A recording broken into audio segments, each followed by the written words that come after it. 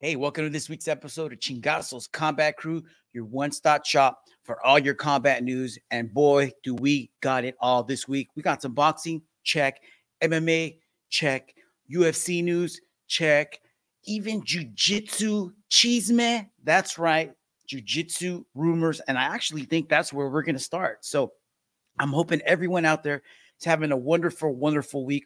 Hopefully you got to catch up on all them fights, but if you didn't, I got all the results for everything that you're going to want to care about. One more time for everyone out there listening and watching, thank you so much. If you want to catch this video version of this podcast, head over to our YouTube page at C_Combat Crew. If you want to listen to the audio version of this, head over to any of your favorite streaming platforms. That's Apple Podcasts, Google Podcasts, Spotify, any of those. Chingazo's Combat Crew, or you can even head over to our website at chingazoscombatcrew.com. Let's get this party started. Here we go. I caught this maybe a few days ago, so I might be a little late on this. However, it's news nonetheless, as I like to say. Breaking news out of Team Melqui Galvaol. Melqui Galvaol, obviously the dad of Mika Galvaol, I'm sorry, who has been tearing it up, kind of been quiet as of lately because of, you remember, he got suspended for a little steroid use, possibly, just undisclosed substances found in his system, I guess. So he took a year off and he's slowly been coming back, but not making too much noise. Well, it's been business as usual, and there's been plenty of rumors coming out about Melqui. I'm not going to get into it because I'm not into that game. Just let me tell you that it's bad stuff. It's not looking too good. If you want to look it up for yourself, you can head over to Reddit and just type in Melqui Galvaol's team, and you'll find all kinds of stuff, including in this thread that I'm using right now. Scroll down into the comments, and someone dropped some links on some screenshots, on some backstories. So fast forward to what's recently happened, and 3 high-level black belts have just announced that they're leaving the team. And those 3 people are none other than World Jiu-Jitsu champion, IBJJF World champion, and ADCC vet. I think he's a silver medalist in ADCC, if I'm not mistaken. But that's Fabricio Andre. Super awesome jiu-jitsu. Very, very fun to watch. Brenda Larissa, which I believe is his wife, maybe, or a girlfriend, and Luis Paulo. So I'm not sure where they're going to be going, wherever they're going to be going. I'm not sure if they're going to stay as a unit, but whatever team they're going to go to, even if they all end up on different teams, that their teammates are definitely going to benefit. So wishing them the best. Not sure why they left, but hey, that's neither here nor there. You know, all things come to an end, and their run at Team Melqui Galvaol is over. So let's see what happens. All right, next story. Bro, been waiting and waiting and waiting for this. This news keeps popping up every now and then. But now this is Don Davis of PFL. And he tweeted earlier this week and said, our at PFL MMA team can focus 100% on building the company in the rare months like July when we don't have fight events. So August, which starts like in 2 days, or actually tomorrow, because you're listening to this on Monday, hopefully. So August, look out for PFL big announcement that changes the global market of MMA. So word on the streets is that PFL is going to purchase Bellator, and they're going to announce a huge TV deal. Is that a streaming service? Is that like something that we can watch on TV that nobody has anymore? But hey, who knows? Who knows? But we should be hearing something soon. And I hope they're listening to this. But one thing that PFL, I hope they do, besides purchase Bellator and announce a killer streaming service, because everybody can watch that as long as you got internet. But I hope they keep the partnership with RIZIN.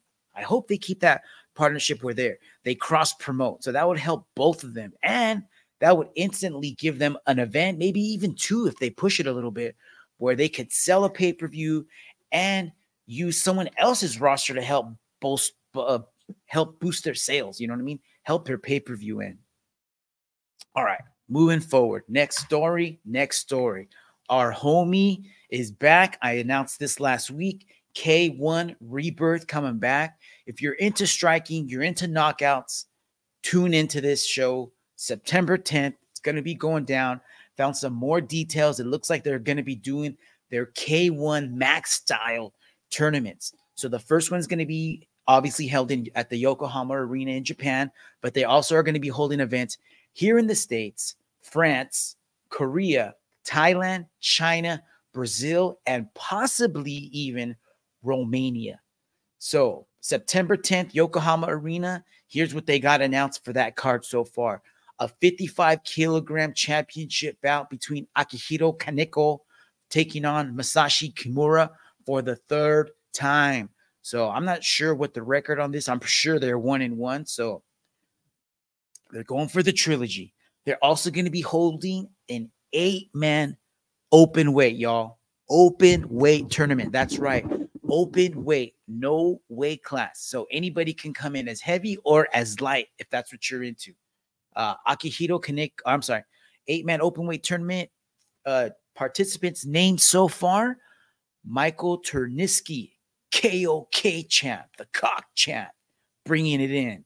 Ariel Machado, glory veteran, current World Grand Prix champ. Valentin Bordenau, DFS vet. Lu Say, WLF vet. And Mahmoud Sadarai, K1 champ vet and Crush champion. And they got 2 more slots open, but they have not yet announced who's going to be filling in those spots. So I'll be keeping an eye on this, and as soon as the full card gets announced, you know I'm going to be dropping the news here. And then as we get closer to the bout, me and the boys will be sharing our favorite K1 moments, favorite K1 fights that you're going to want to watch. So definitely tune in for that. So that's something to look forward to. All right. More jiu-jitsu news, New Wave Jiu-Jitsu pulls out of quintet. Man. So they did announce that they dropped out and they're going to put in a new team, but the new team has not been announced just yet. So it says Sakuraba went on Quintet's YouTube channel, made a video, made a statement, but here's basically what he says. It says, "Hello, this is Sakuraba. I've got an announcement to make. I just got word from John Danaher about New Wave. Team New Wave told us that they can't make it to the event. To all fans that were looking forward to seeing them, I offer my sincere apologies." So that New Wave team's out. No Giancarlo Bodani, no Isaac Michel. So we're just going to have to wait a little bit longer for them. And but word on the streets is they're going to invite a killer high-level team. So let's see who they bring in, man. They bring in, gosh, I don't know, Brazilian Fight Factory. That would be a nice little squad. Maybe a Team Atos. I don't know, B Team. See what they do. Let's see what they do. Bonzo, did you watch this last week's episode of Ultimate Fighter Season 31, Episode 9? No, Frank, I didn't. God damn! Well, Fonzo, good thing you didn't waste your time. There wasn't very much. Nobody out there missed much. Let me give you the breakdown of what happened on this episode. So the episode, I believe, started off, because this was on Tuesday. This was a while ago. But again, a very pretty much uneventful episode. Guys come back to the house after the final fight ended, because that was to signify the end of the first round. So as they got home, they walked in and the next round announcements are up on the wall, which is kind of cool. But all the guys were wondering, had one thing on their mind. It really didn't seem like they were worried about the matchups, because they knew they were all going to have to fight each other no matter what. So one thing that they were the thing that they seemed to be most concerned with, though, was having to switch teams. A lot of the guys on Team Chandler did not want to go over to Team Connor for whatever reason. Everybody seemed to have their own reason. There was one guy on Team Chandler that had no problem, and he immediately jumped ship and went over to Team Connor. I believe that was like Brad Coda or Cadota, I believe is the guy's name. He won his first round match. He is a training partner. He is a training partner of Connor, and Connor's coach is his coach. So it was only a matter of time before he did that. But everybody else agreed to stay on Team Chandler. They said they don't care. if they continue to train with each other. They don't care if the person they're going to be fighting sees them training. They did request maybe during certain times of training that they have some private time. But other than that, they're not moving. They're sticking around and staying with Chandler. So episode ended up going on. The first fight of the semis was Austin Hubbard taking on Roosevelt Roberts. This was two veterans, two Team Chandler teammates, two guys who have both have a lot of experience in the UFC, but this fight was just like a snooze fest. I think they ended up going 3 rounds. I don't even know. Every single round seemed to be the same. They did stand and bang, then they would take it down. Austin Roberts would land a couple shots. He did have some dominant positions, but neither guy landed super clean shots. Neither guy took anybody down with shots, even though there were some takedowns by Hubbard. But it was just a really boring fight. Dana White was not a fan. Show ended, thankfully. See what happens in the next episode. Yo, everybody has been pumped for the UFC. 293 show that's supposed to be going down in Australia, down in the Outback.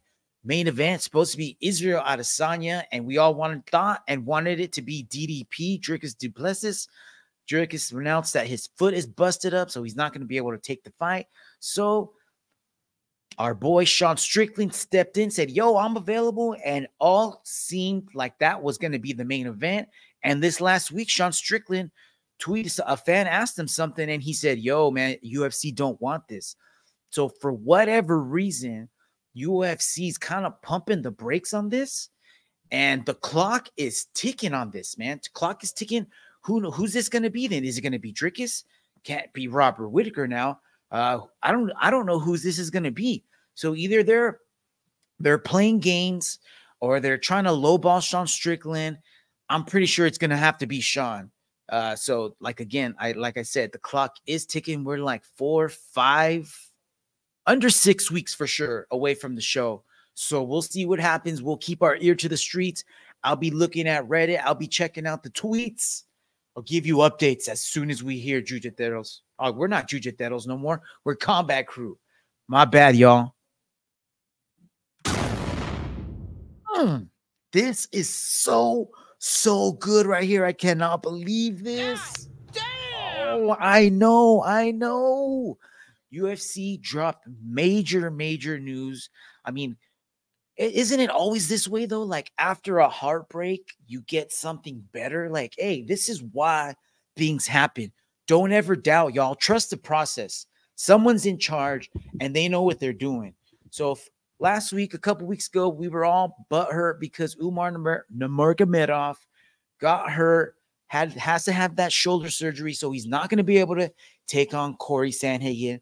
So UFC plucked Rob Font out of his fight against Song Yadong and placed him up in that matchup. So it's going to be Corey Sandhagen taking on Rob Font in that Boston UFC show. But unbeknownst to everybody, really what happened was Song Yadong was also hurt. I'm not sure what injury he sustained, but for whatever reason, he was not going to be able to make the show. So guess what? 2 pieces fell out, 2 pieces come together. We get the Rob Font, Corey Sandhagen bout, and now we're going to get Umar Nurmagomedov. Dude, why can't I say that name ever?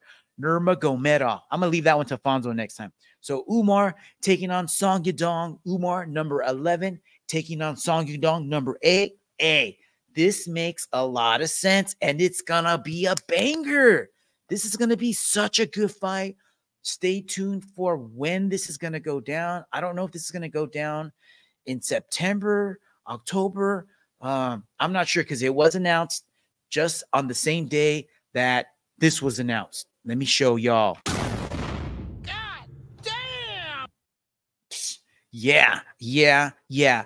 Double banger alert. Brett Okamoto tweeted that UFC Fight Night going down September 23rd. Got 2, I don't know if this is main event, co-main event, but this is your 2 fights that are going to be going down on that show. Number 12, Bryce Mitchell, Arkansas, taking on number 13, And Dan, the Phoenix, Ige, Dan, back for another round of fun, dropping bombs in his last fight. Dude, what a good fight that was. I forgot the dude's name that he fought. The dude from Tennessee, the guy that talks like a pro wrestler, Nate something, but that dude's awesome too. Nate the Train, something. Nate the Train. I'll look it up later because he's worth it. Let's see when that guy gets back in the cage. But in the meantime, we got Dan Ige taking on Bryce Mitchell. And, dude, how cool is this matchup? Matthias Gamrot taking on Rafael Fiziev. Striker versus grappler match. Yo, these boys are going to come to bang. This is going to be a 5-round fight for sure because one of these is going to be main event. So pretty sure it's going to be the Matthias and Rafael fight.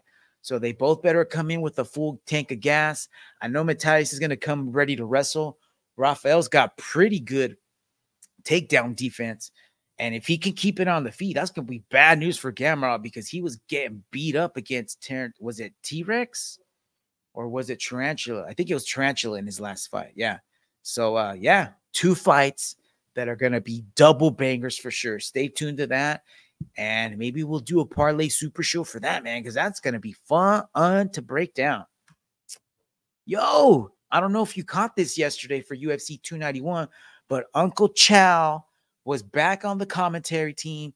He wasn't on the pay-per-view or the prelim portion of the show, but he was on the commentary portion, like the pre-show, post-show episode with the crew. And, hey, it's good to see him back. It's good to hear him. He's always got wonderful insight, lots of good backstories. You know, being a fellow fighter, a lot of the guys trust him and tell him things that they're not going to tell the average reporter. So it's good that they brought him back, man. I love seeing him. I love hearing him. I hope they bring him back for every show because he's just fun to watch. And let's see how it goes. Let's see if they keep doing this, man. Yeah.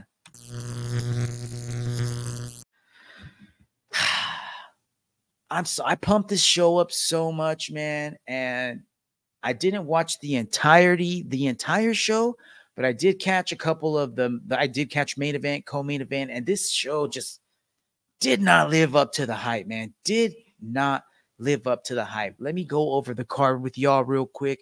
We had Andrei Korshkov taking on Lorenz Larkin, Magomedov taking on Danny Sabatello, Kana Watanabe taking on Vera Ardiaga, Kyoji Horiguchi taking on Makoto Takayashi, Patricky Pitbull taking on Roberto Souza, last minute replacement. And here are our results for the show. Andrei Korshkov wins by split decision over Lorenz Larkin. Magomedov defeats Danny Sabatello by guillotine round 1 at the 3:55-minute mark. Kana Watanabe defeats Veda Ardiaga unanimous decision. Kyoji Horiguchi Makoto Shunri ends with an eye poke. So that goes down as a no contest, and they didn't even get to scrap for a minute, not even 30 seconds. It happened at the 25-minute mark. So, yeah, doctors jumped in, didn't let it go on. So I'm sure they'll reschedule that one. So stay tuned. And the main event was also a bout that was, last second replacement, Patricky Fieri. This was supposed to be Antonio McKee taking on Roberto Souza. Instead, it's Patricky, and Patricky scores a round 3 TKO. So I got a clip for y'all here. Check it out. This is the end of. Just tried to shoot a couple of times. That would hurt. He is down. Yeah, he's in trouble. So for those of you out there listening, it looked like Patricky had been doing this the entire fight. He's just chopping at Roberto de Souza's legs all fight. It's round 3, 4-minute mark. Who knows how many of these leg kicks Roberto took, but this was like the one that broke the camel's back, and it's just a couple of times. Low leg kick right low leg kick to Roberto's left leg, and Roberto just drops.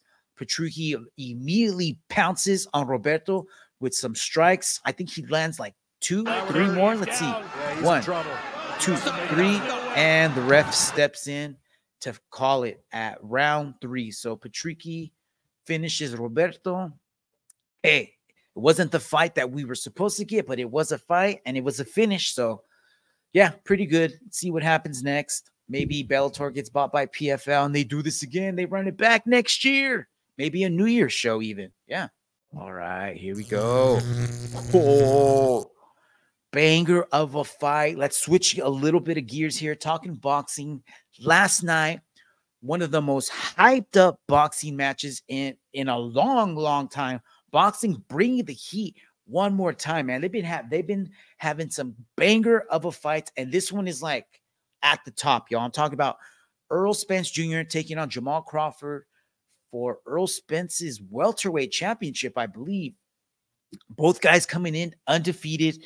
Both guys coming in ready to wreck shop. I know Errol Spence had been talking mad trash all week, not only to Terrance Crawford, but also to his coach, calling him a lot of just bad stuff, man. Almost just being a bully, like really towing the line of just, dude, why? Leave him alone already, bro.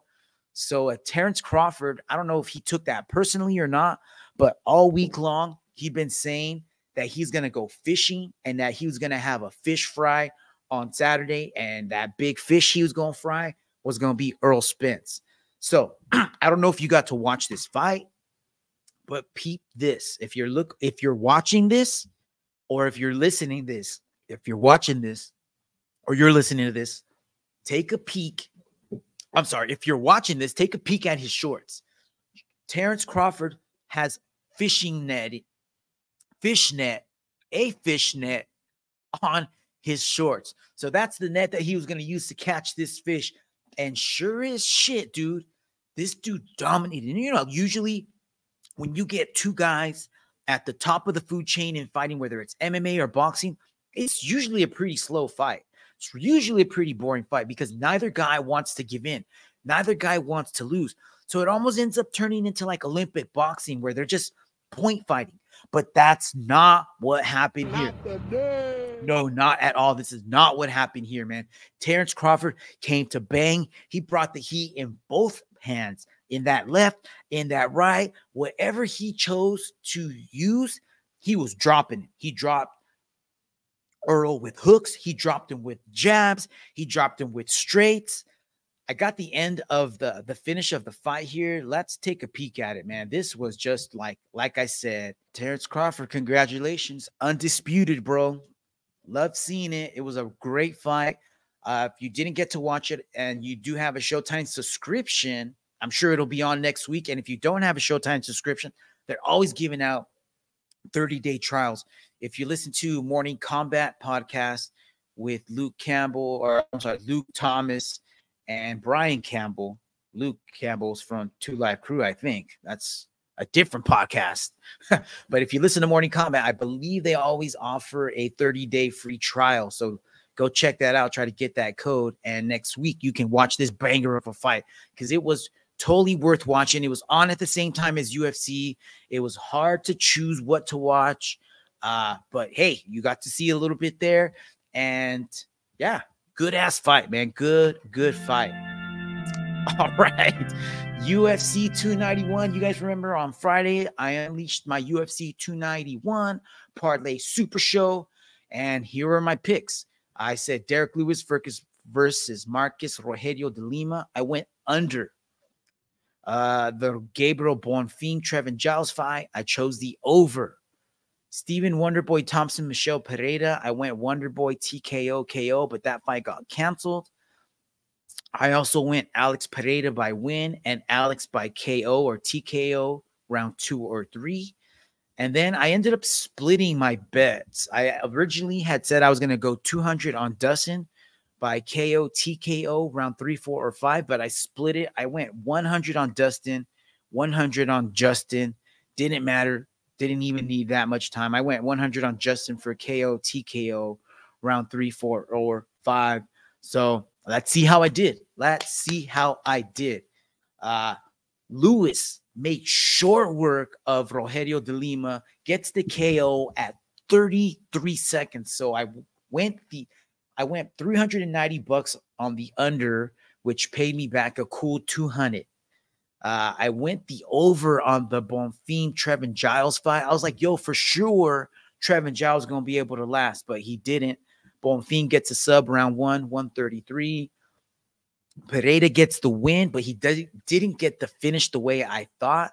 So I still get the win, the money for the win. So that was 105. And then I did Justin gets the finish in round 2, but I went round 3, 4, or 5. So I didn't get anything there, even though I'm showing a $900 win. Nah, that didn't happen, dog. Keep dreaming. Maybe next time. So if it would have went one more round, I would have hit that. But nah. That's neither here nor there. Let's move on to the fights. I'm only going to talk about the bangers. So if you're watching this on YouTube, I'm not sure if YouTube's going to catch this or not. They might want me to cut out all these highlights that I'm about to share. So if if you want to catch these clips, head over to our social media pages, whether you're an Instagram person or a TikTok person. There it is on the screen. If you're an IG person, head over to C_Combat Crew, or if you're into the TikTok, go to C Combat Crew all together. C Combat Crew. So you can check out these clips and I'll upload them individually so you don't miss a thing. Let's get into this. Here we go. I'm gonna start with a fight that kind of stole the show, actually. Stole the prelim portion for sure. The prelims were broadcast on ABC. This was like the second or third fight of the prelim portion. Talk about Roman Kopylov taking on Claudio Ribeiro. Dudes, this was a banger. Justin Gaethje gets the finish in round 2. Jorge Masvidal did not want to put the belt around the waist of Justin Gaethje and instead just put it over his shoulder. What a sore loser, bro. I know Dustin's your boy, but hey, hopefully when Justin puts the belt on the next BMF winner, he doesn't do the same thing and he fully puts it on them. But hey, what a good fight. It's going to go down in history. Look for clips coming up the butthole for sure. I'm going to be posting one. So keep your eyes peeled. Combat Crew, that was it, man. What a great weekend of fights. Bellator, RIZIN2, UFC 291, Errol Spence Jr., Terrance Crawford. Oh, this weekend's going to go down in history for sure. Hopefully you got to watch it. If you didn't, you're going to be seeing stuff coming out all this week, and for the next coming weeks for sure. Stay tuned. Hey, everyone, have a wonderful, wonderful week. Follow us again on IG at C_Combat Crew, on our YouTube page at C_Combat Crew, at TikTok at C Combat Crew all together, or our website at chingadoscombatcrew.com, or on all your favorite streaming platforms at Chingasos Combat Crew. Until next week, Combat Crew out.